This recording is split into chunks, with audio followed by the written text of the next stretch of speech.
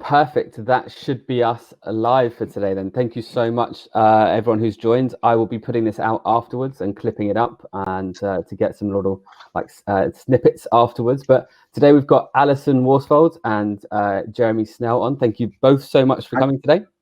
No problem. So yeah, we're going to be talking about motivation. But before we get into that, for people who don't know who you are, Alison, do you want to give yourself an introduction, then Jeremy after? Oh, you're on mute, Alison. I'm a freelance recruiter, specialising in IT projects and IT support.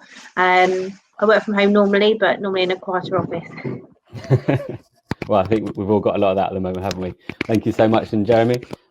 Yeah, hi, my name's Jeremy Snell. I'm a trainer, and I never work from home because I spend most of my life delivering face-to-face training up until the 23rd of March of this year. And it was removed as a possibility because of COVID. So I'm now delivering a lot of online training sessions to the same group of clients. Yeah, so thank you again for coming on. So I think your sort of perspective and your point of view is going to be really key here, because you've experienced completely having to transform how you work as a business. You know, yes. You've got some people that have, recruiters, for example, Alison, you can do the majority of your role from home, and there are ways to sort of mitigate that, of course, but you've had to completely move your business model. So I think your insights into this are going to be super interesting. The reason this whole sort of podcast came about was people may or not have seen this. There was a post that Jeremy did 2 or 3 weeks ago now, I'm not sure exactly when, about motivation, and it was super powerful. I remember watching it, and I immediately messaged Jeremy saying, I'd love you to come on and talk about how you've motivated yourself. And Alison, we've spoken a few times and done some roundtables where Alison's been helping out other people in the industry as well during the lockdown. So that's why we're both on, why I've asked both on today. So the first thing I would love to talk about is, and this wasn't going to be the subject at the beginning, but since Sunday or this week, with Rishi Sunak changing the furlough up to October, how do you guys? What are your opinions on that? Do you think it's a positive thing, a negative thing, and how do you think it's going to affect people? Well, I think it's positive because it'll give people a bit more security. So I think when we came to the end of it last time, and before they extended it, people were thinking what's going to happen next, and they extended it. There was a little bit of a relax, and now they've extended it again. People can relax again for a little while, but people are still going to be worried about what's going to happen at the end of that. Where will we be?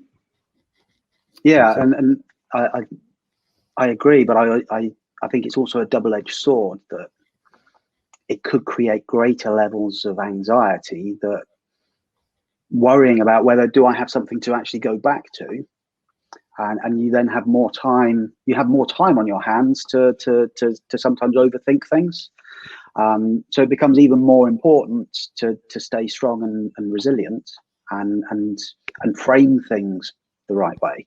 I think it would be the same if you're a business owner, that if you feel the relief of being able to extend your team's furlough, and you feel the benefit in terms of cash flow, you've still got to then be thinking about, how do I create a business that I can bring people back and continue to employ them? So it has a bittersweet edge for me. Yeah, I completely agree. I've spoken to tons of people over the last few weeks, and the sort of the mood has seemed to have shifted a little bit. I don't think anyone expected it to be extended to October at 80%.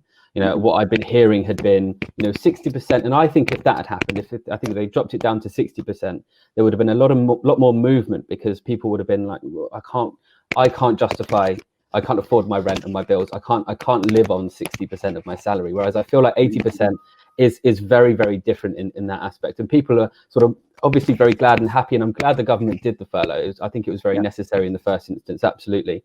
But I think that there should be a gradual sort of coming off period or dropping off period, rather than it's difficult now for businesses to make a decision. I think it's difficult for you to decide what you're going to do until you've got an idea of when the market's going to pick up again. And extending that furlough until October is just going to kill the market until October. That's in my opinion anyway. I think that's one of the main issues with it. So this extends, my sort of, from a personal standpoint, my mental health around this. I was saying to Jeremy and Alison before we came on the call, I took last week off.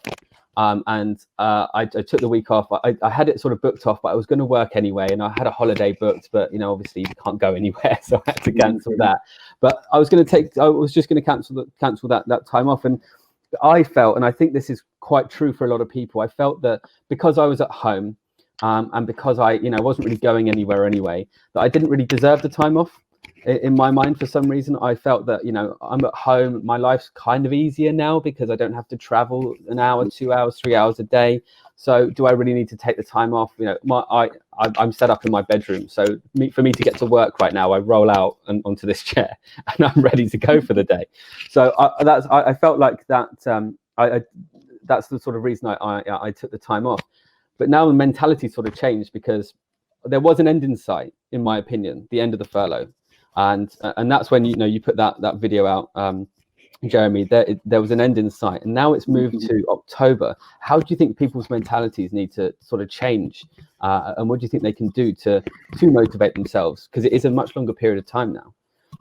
Yeah, I think that actually breaking it down into some chunks, because I think that there's a definite 2-week period of time where we are in this state of not knowing what it's going to look like. But at the end of May, there'll be far more flesh on the bone in terms of what the furlough scheme or the job retention scheme will look like in July, because there's conversations that revolve around potentially being a part-time furloughed employee. So you can start to return to work X number of days or X number of hours and start to create a bit of balance. And I think just breaking it down to we've got a fortnight until we know what that looks like. Then we can start to think about what June will look like, and then we can start to think about July going back to part-time work potentially. All of which I think just makes it easier to be able to deal with it, because it's just a greater sense of control that you have, that you're not reaching too far into the future. Yeah, I agree, and I think just because the government have extended it doesn't mean that your company will. So. Yeah. I think communication from your company is important, and if you're not getting any, maybe approach them for communication.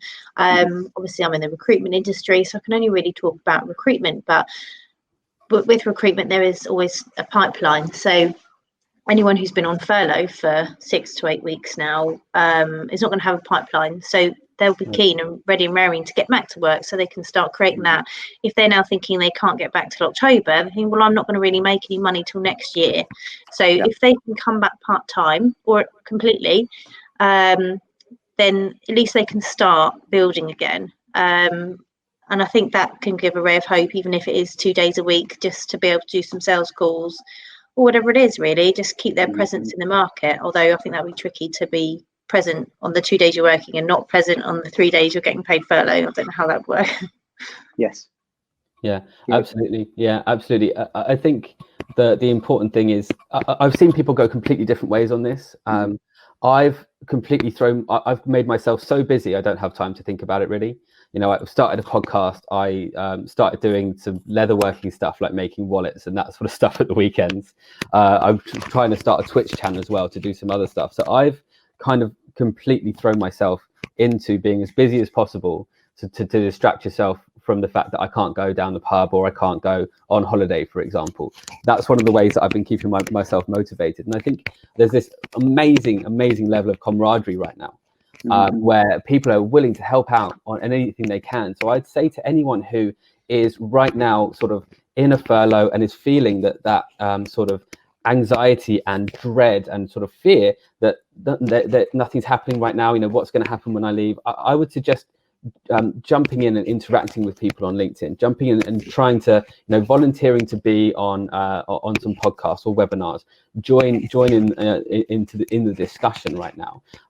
Jeremy, for example, you sent that post out, I sent you a message, and that's why we're here today.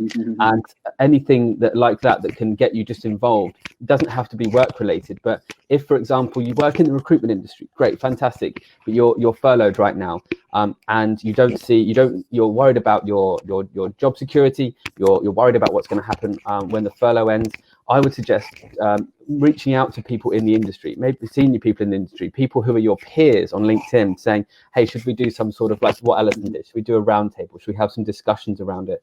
Because there's when you're isolated at home and when you also have no one else to talk to about it, I think that's where the real issues start and where the real sort of challenges are, because you feel alone and you feel isolated at the same time. But we're all in this, we're all in this together. And I've never seen a level of camaraderie on LinkedIn and between people outside LinkedIn on social media before. And I think that's great for a great sort of little bit of advice for people is go out there and start getting involved in certain groups or webinars or podcasts. Would be a good thing to do. What other things do you think would you suggest that would sort of allay your sort of anxiety around the job situation right now? I think what more than anything, it's finding people who have empathy with your situation, so that you've got you've got brothers in arms or buddies who are going through the same thing. And when you have a colleague who's also been furloughed and you tag team to become furlough buddies, the idea is to lift each other's spirits and not drink the furlough Merlot and the world is going to end and isn't everything terrible.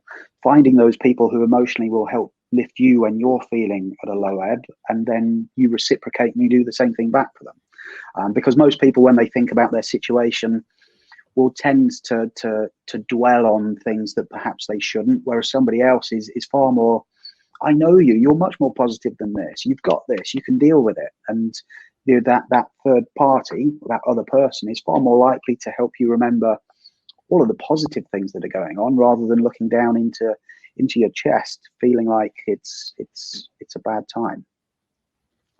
So yeah, a good furlough buddy could help. Yeah, I agree. And I think also talking to people is just important, outside of your household, outside of your family, people you've never spoken to before, just reach out and ask for a chat, and build connections that way. And also plan your day as well. If you've got nothing planned, you just wake up and you think same as every other day. But if you think, right, I was going to read my book then, and then I was going to go and apply for some jobs, and then I was going to watch this film, and then I was going to do this, even if it's something silly like that, you've got to plan your structure in the day. And then at the end of the day you think, I've done all of that, now it's the evening and I can relax, I've done what I was planning to do today. Like you say, you've taken up a hobby.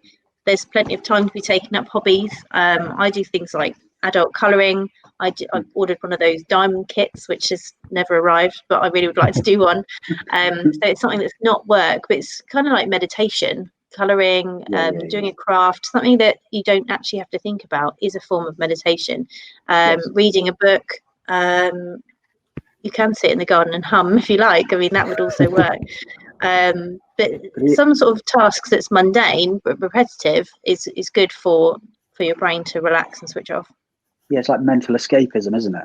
Yeah. You allow yourself to put everything to one side because you've got a task to focus on. It's when you've got no task in front of you, your brain's overwhelming itself with stuff.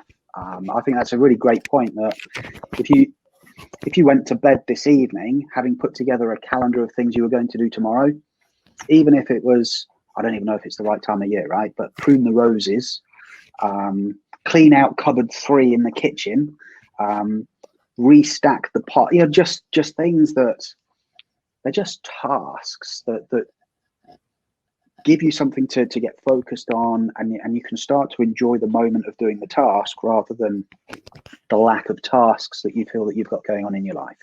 Yeah, I agree. Make a list and physically tick them off when you've done them. Doesn't matter what it is. Sometimes I add things to the list that I've already done just so I can tick it off. So I feel like I've accomplished something, and that quite often can be cleaning tasks. And then at the end of the day, I look for my thing. I think, okay, I didn't do those 2, but look how much I have done today. Whereas if you've just been plodding out throughout the day, at the end you think, I haven't really done anything, but actually you probably have. So I think that is helpful. Yes. I think what you said earlier, Jeremy, should be applied to every day. So you were talking about breaking up the furlough into segments. I think you should treat every day like that, and every week like that. Like you're both saying, have a very specific task that you're going to do. Get making sure you go to sleep on time. It's so easy to not do that right now. It's so easy to think, well, I've got to get up an hour later. Just make sure you get a routine, and you're going to hate it for the first couple of weeks. I used to be terrible at this. I used to be quite anxious about my days. I used to have a lot of anxiety, and this was sort of before the lockdown and furlough. And the one thing that really helped me around that was structure in the day, and that was making sure I went to bed at 10 p.m. every day, or 11. It's now 11, but 10 p.m. every day at the time, and waking up at the same time. Having that structure and having that structure first of all helped. And then the next part of it was making sure the day was structured. So even if it is browse LinkedIn for 30 minutes, see what's going on, put that in your calendar, so that you have that, I'm doing that at this time. Obviously leave some gaps, and make sure you've got time to do other things, or reply to emails, or all the random stuff that comes up in a day that you're not prepared for. But having that structure is important. I think we should apply that to the furlough. I think we should apply that to until October. So, what am I doing today, and then what am I doing over the next 2 weeks? What am I trying to achieve by next Friday, and what am I trying to achieve by the end of July, and by the end of August, and by October, and segment everything up. And then you can have a sort of clear, I've actually been achieving something. And for people who are worried about their job security, creating a list of companies that you'd like to work for, and then there's never been a better time to create personalized sort of applications for jobs. If that's what you're worried about right now, make a list and put in your diary, I'm going to get up at 8 a.m. tomorrow morning, and from 9 until 11 o'clock in the morning, what I'm going to do is I'm going to make a list of the top 50 companies that I'd love to work with. Money or question, no option, just whichever ones I'd love to work with, and then start thinking about which one, and then whittle that list down, and then say, well, maybe take the afternoon off, and then the next day go to bed at 10, wake up at 8, and then say, right, from 9 to 11 today, I'm going to apply for 2 of those and write a written application for 2 of those. I think having that structure and breaking things down like that is going to keep you sane and keep you in the right sort of mindset. I think there's also an element of there was a study done that I read very recently that they did on mice, and it was about mice being isolated from their peers. So they'd be taken away from their peers for a certain amount of time, and they would have their brains would degenerate because of that lack of social interaction. So I think one of the other things that's really important is, which a lot of people are doing, but I think some people aren't still doing, and it may sound a little bit silly and a bit stupid, but I have a Zoom call with my whole family that we have a quiz every Sunday at 3 o'clock. It's really stupid, it's all kids questions because my nephews are on there, but just that sort of half an hour, 45 minutes, an hour maybe of social interaction with your friends and family all in one group is a lot better for people's mental health as well. I don't know, is that something that you two do or have found useful as well? Oh, well, I was gonna say my daughter's 12, and she's gone from going to school every day, meeting all of her friends, doing 15 hours a week of various sports, netball and hockey, and all of the things that go with extra curricular activity, to just being stuck at home. So she has a whiteboard in her bedroom that has 3 columns on it, and she puts on there what she's going to do in terms of schoolwork, what she's going to do in terms of well-being and chores, and what she'll be doing in terms of exercise, so that there's always something being done from each of the 3 columns every day, which just helps to keep variety, I suppose, but also making sure that you're looking after yourself a little bit more holistically. Absolutely. Yeah, I've done a few quizzes. I hosted one for my friends, and I went on one with some other people. I mean, it's not the same as being, with your friends, but it is nice to see everyone and see their faces and be in the same space at the same time. Again, with family, we'll talk on the Zoom with the grandparents, and the same, but we don't have a regular slot. But I think that's a good idea, actually, is to say every day, every week at this time. It's not like anyone's going out. Every week, every Saturday, I'll speak to my sister, for example. It's a good idea. I might actually implement them myself. Yeah, that sounds good. I think so. I think one of the other things that I found really important, I don't know if it was you that told me this, Alison, it might have been you, was you don't work where you don't work where you hang out. So if you're make sure if your workstation is the kitchen table, then when you're eating, move to a different chair on the kitchen table. So it doesn't seem like you've just been in the same place all day. You know, I do the same thing. If I want to do something on my laptop on my lunch break or around, or whenever I go take an hour for myself, then I'll go to the living room and I'll make sure I sit there, not sit where I've been working. And a lot of those sort of Zoom calls, I mean, Jeremy, you must know that you seem to be going from call to call to call right now. Small talk at the beginning of those calls is super effective. You know, we need to remember that the small talk is effective, because if you're going from Zoom call to Zoom call to Zoom call and you have just straight into work every single time, you're going to go mad. You're going to go absolutely mad. And I've made it a point with my team and the people I work with to do small talk at the beginning. If someone tries to jump straight into work, I'm like, no, I want to hear about your day first. All right, I need to hear about your life. How are you doing? How's things? Great. Yeah, good to catch up. Then we can talk about work, because otherwise you're just going to go straight in from one thing to another, and you're going to feel like, you know, I don't know about you two, but your brain's just frazzled at the end of the day. You know, it gets to 7 o'clock and you're like, well, I can't really remember what happened. So I think that's super important as well. So from a I can't remember the question I was going to ask you, Jeremy. From a business perspective, a lot of people right now are in situations where they don't sort of see a light at the end of the tunnel with their business. And obviously, you have managed to completely transform what you've done. Where did you find the energy? Where did you find the grit to do that? Wow. Well, firstly, necessity. That I didn't think that waiting to see what would happen ever feels like it's a good strategy.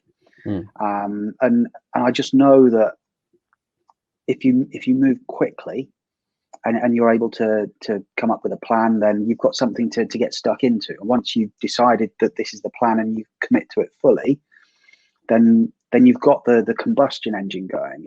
I think if I'd have spent too long sat down thinking about will it work or not, I could have talked myself in and out of it 500 times in an hour, and then before you know it, I'm no longer as committed to doing it. I'm looking for another thing and another thing and another thing, and perfect doesn't exist. Done is always better than perfect, and it's that decision that you make inside yourself, with your chemistry set, to say, if I do this and act as if it will work, I should be able to convince myself for long enough that if it is going to work, I'll get to it working. You know what I mean? It's that I've almost got to kid my own brain to believe that this is the right thing to do. Yeah. Because there was no playbook, or there was no proof of concept. Yeah. It was just, this is an event that I feel I don't have any control of, so I need to look at all of the things that are in my control and then think about where are my strengths and how do I point those strengths at the things that are in my control. That's a really, really good point about not worrying about what you can't control right now, because I'm very guilty of that. We can't control the furlough. We can't control what's happening. All we can control is how it's getting up in the morning and going and looking at every opportunity and possibility there is to move forward. And it was like, I know I've said this a couple of times now, but the camaraderie of people right now, there's not a single person I've asked for advice or help from since this has happened that said no. That said, no, I don't have the time right now. Every single person has said yes. You know, whether it be, you know, asking you to come on the podcast, Jeremy, or I was asking a sort of a peer of mine about how he does his podcast, and another one about how they market certain things. They've all said, I will make time for you this week. Absolutely. And, you know, these aren't people that I particularly know very well. And I think that's it's really important to understand that people are going to be willing to sort of help out and point you in the right direction, and not to get anxious about the things you can't control, because we can't control this right now. And I think that's, you know, planning what we're going to be doing up until October is super important. Alison, from your side, what made you start the roundtable that you were doing? What was the sort of motivation behind that? Well, really, I just wanted to talk to people. We're all in this, recruiters are all in this together, aren't they? So a lot of people I tried contacting were on furlough, so it was a struggle to find people that were still working, to be honest. But from the ones who were still working, they're really interesting because it's nice for people to share ideas across industry. People in legal companies, people in manufacturing companies, just to share ideas of how, and it's so interesting to hear people doing different things. So we had people, saying they're going to get everyone back to work in August, other people saying they're doing a phased return. It's just sharing ideas, and some people are, oh yeah, I hadn't thought about that, or someone else saying, oh, actually I've done this and here's the answer. So it was really good. Fantastic. So I guess if you could give one piece of advice to people right now, from a motivation standpoint, from a mental health standpoint, we've touched on, make sure you're segmenting your day up, make sure you're planning what you're going to be doing to give some structure to your day, make sure you're not completely messing up your sleep patterns. If you could give one piece of advice about how sort of to dig deep and get through these times, what would that one piece of advice be? Wow. I think it would probably, if it's 3 pieces of advice, that's fine as well. Yeah, I was going to say, I think it would be easier to look at it as maybe 2 or 3 different things. Great. I think firstly is being in check with your own emotions and acknowledging how you feel about things. And when you acknowledge how you feel about things, you can then start to potentially reframe so that you think about the situation differently, if that makes sense. Mm-hmm. Like we could read something in the paper that says the economy is going to shrink by 22%. And then we can watch the TV and they tell us that that level of shrinkage hasn't happened since 1903. And they released the bogeyman into the community, and we're all now really worried about this thing. Whereas if you look at it the other way, 78% of business is still out there. Yeah. And if we've lost 22, then we still have 78. And maybe if I got a bit more curious as to where the 78 is, rather than regretting the loss of the 22, I'd have a different mission for today. And if I started to look for the positivity that is less frequently shared on the news, I could start to become my own emotional controller, if that makes sense. So definitely thinking about emotional resilience and how we react to things that hit us, because when you take two things, so you take a stimulus and you take somebody's reaction to the stimulus, that becomes the outcome. And people dwell too much on the outcome without recognizing, how did I react to the stimulus? And when you recognize that you have a choice as to how you react to the stimulus, then you can change the outcome. So becoming your own kind of emotional control center, I think is important. I think it's important to always remember that, like, literally nothing lasts forever. There will be an end.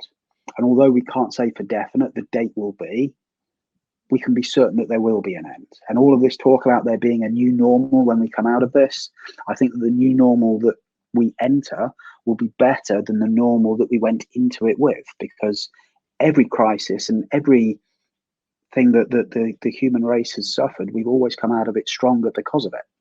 And having some faith in humanity is a good place to be, I think. I don't think we're going to leave this and end up in the dark ages. We tend to come out of these things with a bounce as a community. And then thirdly, just celebrating the little things, setting little milestones of victories that you can have to be able to make sure that you get an endorphin hit every day. And whether that comes from the victory of managing to do some exercise, or being able to set yourself a goal or a target to achieve something by a certain time and you do it, that little buzz, that bit of chemistry is what's going to keep you feeling good on the inside. Fantastic. I agree. I don't have much to add to that. I think Jeremy's pretty much covered it all, but I would just say take each day as it comes, one day at a time. Try and plan a day, and just do that one day first, and then plan the next day. Don't try thinking what you're going to do about in October, because October's ages away. Things may change. We don't know what could happen in July. Never mind October. So let's just worry about now, and take one step, to keep doing small positive steps in the right direction. And like you say, you can't control what happens to you, but you can control how you react. So that's the really important message.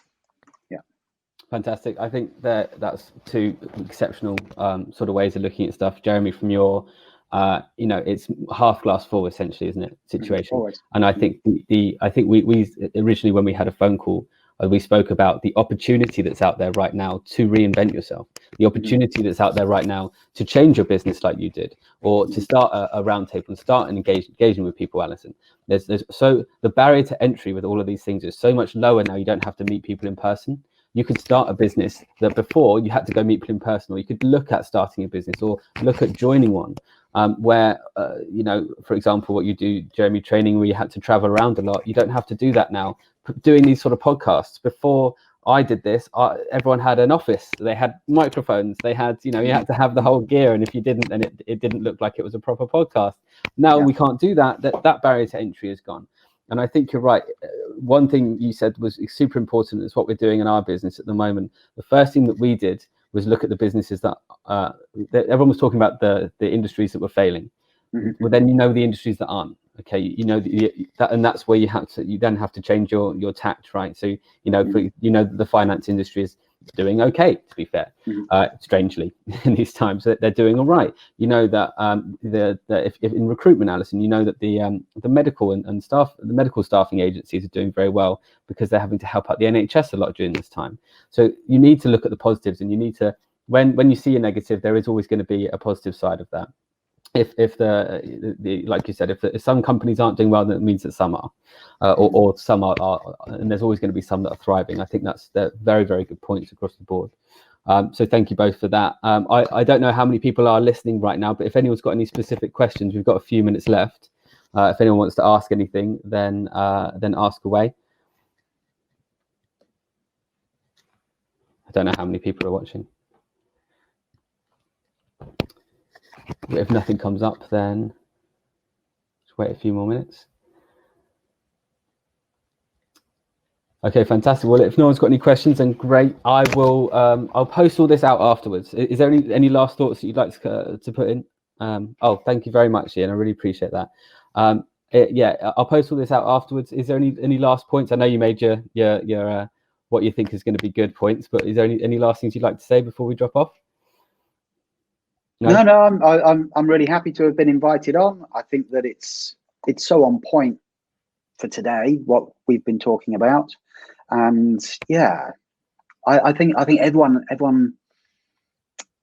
has the opportunity to be able to decide how they would want to feel based upon what's going on. Yeah. And there are days when it's okay to just have a bad day, and then it's just part of human nature, right? But if we stay there for too long, we can talk ourselves further down rather than lifting ourselves back up. So sometimes just a quick press on a reset button and a bit of fresh air, and then go back to a new thought process. Yeah, absolutely. And I think what I'd like to do after this conversation is I'm probably going to post out a way of contacting me for anyone who does need someone to talk to, or just wants to have a chat about their business or finding a new job. I'll happily make time for anyone that needs the time over the next, until the fellow ends. So I'll post something out about that afterwards. But thank you so much both for coming on. I really appreciate it. It's super, super insightful. And thank you for having me. You're very, very welcome. Thank you so much. And I'll post this out afterwards and post some clips out as well. Brilliant. Thank you very much. Thank you so much for your time. Thank you. See you soon. Bye. Cheers.